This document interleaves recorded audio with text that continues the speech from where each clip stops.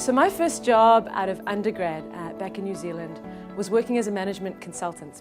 For any of you who've been consultants, you'll know that it's seen by society as a pretty prestigious job. And despite my liberal arts background, my parents were pretty proud that I had a stable job. They were happy that I was financially independent, and I was happy to see my parents so proud of the position I was in. My friends too were very impressed when they saw the fine dining, the fancy hotels, the frequent travel. And I too felt pretty good about the money I was making and the status that I enjoyed in society. By many measures of society, I had a successful start to my career.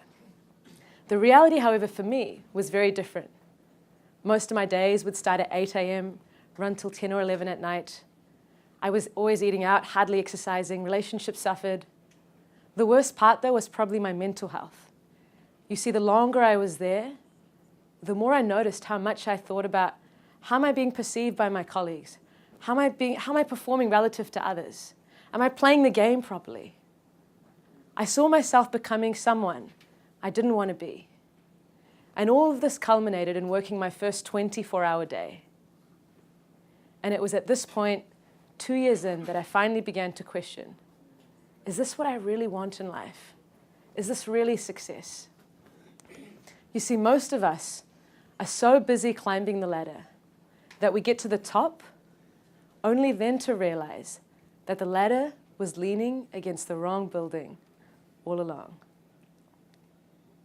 Most of our measures from society around success revolve around the accumulation of wealth, of status.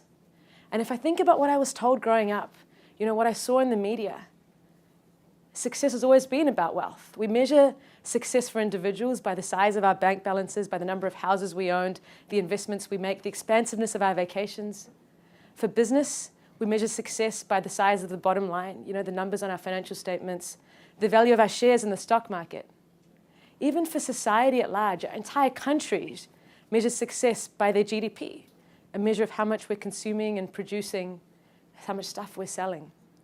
And it's interesting because by these measures, society actually has done pretty well. If you think about the recent decades, our GDP has grown as a whole. We've lifted millions above the poverty line of $1.25 US a day. There's an increasing number of people moving from the lower class to the middle class, particularly in emerging economies. Technology has advanced amazingly. You think about how much we've been able to digitize, automate, how much more productive we are, how much efficient we are, how much money that's saved businesses, how much more profitable we've been as a result of technology. By many societal measures, we've progressed immensely. And yet I question, is this progress really? You see, whilst wealth cumulatively has grown, we see rising inequality. Today, 8 people own the same amount of wealth as the bottom 50%.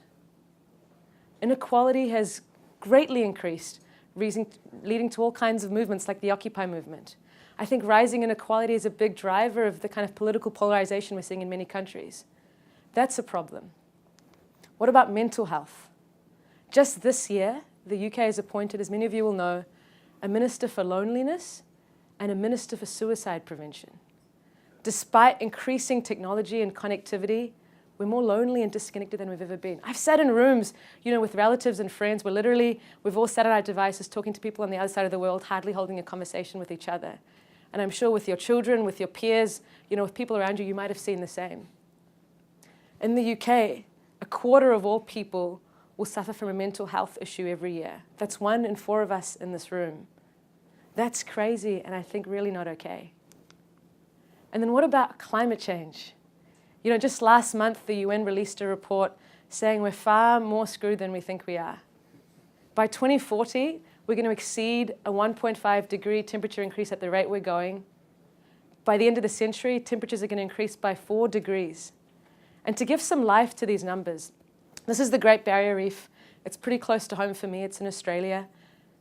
It's one of the natural wonders of the world, a beautiful and stunning piece of marine life. Some of you might have been there or been to other reefs like this. Since 2016, just in the last 2 years, half of this reef has been destroyed. And that's been driven by coral bleaching due to climate change and increasing temperatures in our oceans. By 2040, coral reefs around this everywhere in the world would have fully vanished. It's sad in itself, but you think about the impact that's having on ecosystems, on marine life, on fishing, all kinds of things. That's a scary thought for me. My children, my grandchildren will never even get to see these reefs. You think about natural disasters. Just this week, many of you will know there's forest fires raging through California. I read last night 50 people so far have died from these. We've seen this year an increasing number of natural disasters and increasing intensity of disasters, from fires to droughts to floods to hurricanes to heat waves. Even this month has been surprisingly warm in the UK, and while I enjoy the warmth, it's really not okay. These disasters are also worrying for me because you think about the increasing global population. We've got more people to feed than ever before. And if our land is being hit by a drought one minute, by a flood next minute, how are we going to cultivate enough food to feed everyone? Think about a business like Mars that requires, food to really sustain its business. That's an issue from a business point of view, but think about even feeding our population. How are we going to manage that? And these are just two of the impacts of climate change. There are many more that I'm sure you're aware of. And so it's clear from a societal point of view that things aren't working out, that we're collectively climbing this ladder that's not serving us, that while we think we're progressing, really as a collective, we're really suffering, and the planet is suffering, and our health is suffering mentally, physically, emotionally, spiritually, in many forms. And so something has to change.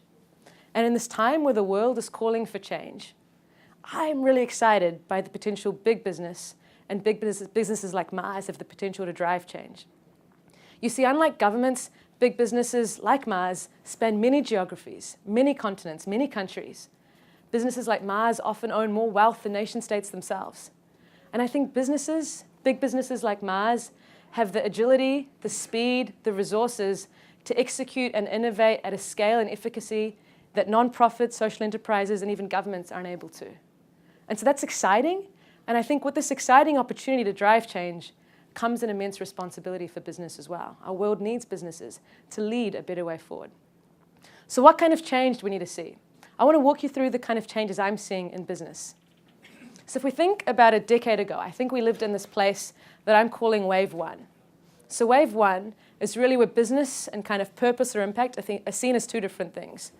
In the blue circle, we see business, and its sole purpose is really to maximize profit, to make money. It's why business exists. It's what I was taught in my economics class. And in the yellow circle is impact or purpose, doing good.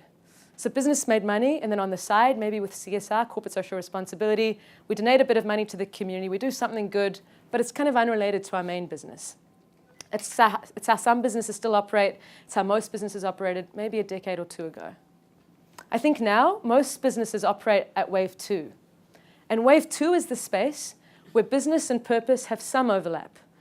Basically, business does good when it makes business sense to do so. Let's save water because it'll save costs and it's good for the environment. Let's launch this new product that's organic or fair trade because customers will pay more for it. Oh, and it's good for farmers as well. We do good because it gives us a competitive advantage, because it reduces costs, because it minimizes risk, because it makes business sense to do so. And I think this really is not enough because all businesses are doing this. It makes business sense to do so. But when you look at the state of our planet and its people, doing this is not going to take us far enough to really ensure that we've got a planet for us, for our children, and for our grandchildren. So I think the kind of business we really need is one that operates in Wave 3. Now, Wave 3 is when business and impact or purpose are fully integrated, where every single business exceeds for a purpose beyond profit, where the goal isn't to maximize profit, but money is a means rather than an end in itself, where businesses seek to improve society, the environment, in some way, really meet a customer need or a problem that's actually a problem, not a made-up problem. This is the kind of future that I envision for all of us. It's the kind of future that the economics of mutuality is enabling us to create for Mars. And it's the kind of life that I think every one of us need to live as well. It's one thing to do it at business level. If I think about my own journey at an individual level, it's up to people like me to walk the talk and to really be purpose-driven in my life. And the same can be said for all of us. It's the kind of mindset that I see embodied in this younger or emerging generation more and more. This desire to really be purpose-driven, to integrate meaning into everything we do. And I want to give a couple of examples. Over here, the second from the left is Mai. She's a good friend of mine. She grew up in Israel in a peace village because her father is Palestinian Muslim and her mother is Israeli Jew. So literally, she's born from these two parents from countries that are in immense conflict with each other. Driven by a purpose to want to see peace and justice in her region, She decided to study law, human rights law. She trained in mediation, and she now works for an organization that's training high-profile Israeli and Palestinian politicians on negotiation skills to further reconciliation efforts in the region. It's an example of someone who's driven by a purpose, able to bring that into their career and life, and really live a whole and meaningful life that I think aligns with Wave 3. Another example, Sam, on the far side of the screen over there. Sam's a friend of mine from Brisbane, Australia. He really loves design, so we decided to train as an architect to kind of further his interest in design. He also really cares for our environment, for the climate. So he now uses architecture and design to design flood-resilient communities, to design green buildings, sustainable infrastructure, as a way, again, to combine passion, meaning, purpose, money, all into one cohesive whole. I think if businesses like Mars want to attract, retain, and bring the best out of their talent, young talent, but I think from all talent, I think all of us want purpose and meaning. It's not just a young person thing. I think businesses really need to be purpose-driven in a way that reflects Wave 3.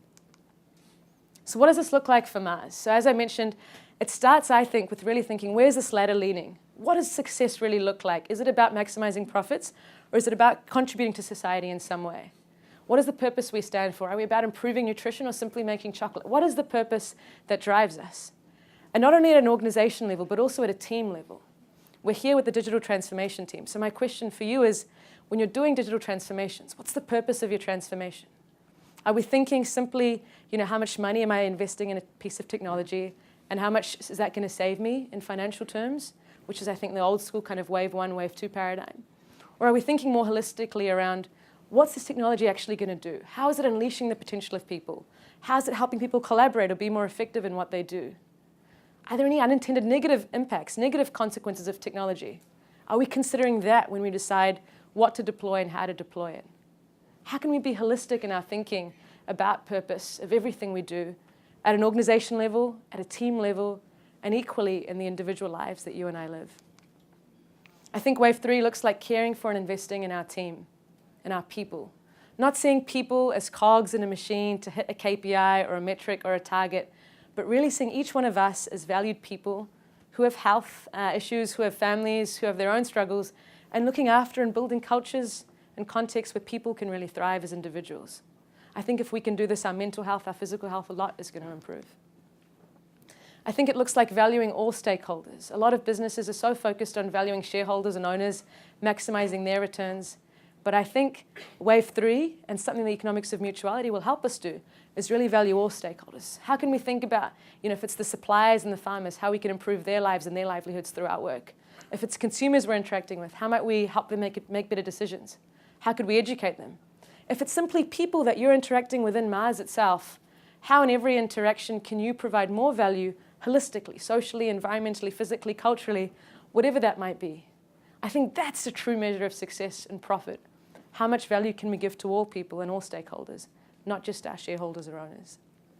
I think it looks like authentically walking the talk on the inside, not just the outside. As a business, are we truly sustainable in the way we operate? Are we run on renewable energy? Are we eliminating waste from our office? What does this look like for you and I at an individual level?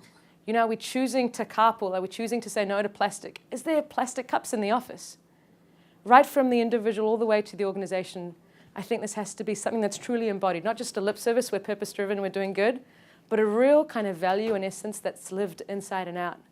That's the kind of business that I believe me and my generation are really thrilled and excited to work for. So in conclusion, I think we have two options. Option one is to keep doing what we're doing as a business and society at large. And I think given the scale of the challenges we're facing in terms of mental health, in terms of climate change, and all the other issues beyond this, if we keep doing what we're doing, climbing that same ladder, what's going to happen is we're going to be forced to change. Businesses are going to regulate and force us to eventually change.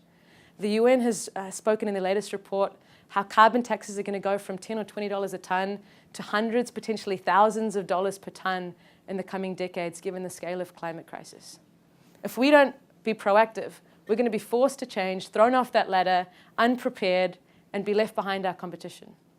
The second option is to be innovative, to be a trailblazer that picks up this ladder, moves it to a new building, charts a new course, a business that finds a new way to define success and really actively demonstrates and lives that through everything they do. And I think that's the kind of business Mars can be. Not only one that's doing good for themselves, but really inspiring other businesses, showing them an alternative way to do business. And I'm excited by what Mars can do in this way, and I think it will require each one of you, every single team, and every organization to come on board. So I'm thrilled that you're here. I wish you all the very best, and thank you so much for having me.